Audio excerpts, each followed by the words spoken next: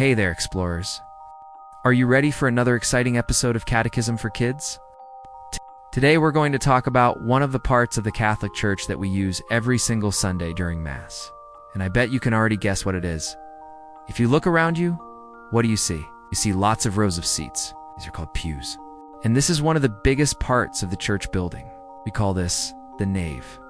The word nave comes from the Latin word navis, which means ship. That's right. The nave of the church is like a ship.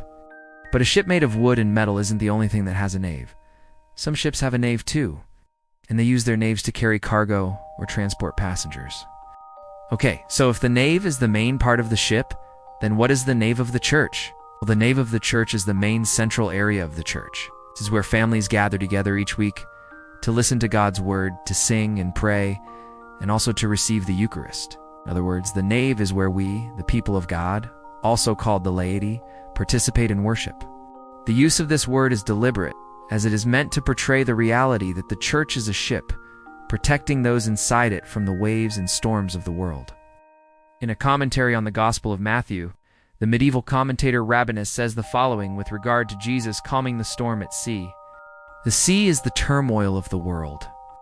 The boat in which Christ is embarked is to be understood as the tree of the cross, by the aid of which the faithful, having passed the waves of the world, arrive in their heavenly country, as on a safe shore whither Christ goes with his own. Sometimes the church is called the bark of Peter, bark being another word for boat or ship, in reference to Peter being the captain of the ship, leading us to salvation. The church is also compared to the Ark of Noah, and baptism is viewed as the saving water that cleanses our soul. In many European churches, this comparison is visually evident. Architects constructed the ceiling over the nave in a vaulted fashion, exposing the wooden beams, which resembled the reversed look of a ship's keel. Furthermore, inside the nave can sometimes be found a pulpit that is made to look like a ship.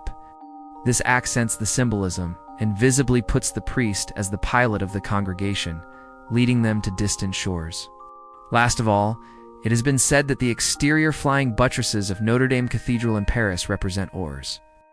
And further visualize this image of the church as a ship who brings her people to safe harbors, let us take a closer look at the nave and how it helps us on our journey of faith. As I said before, the nave is like a ship.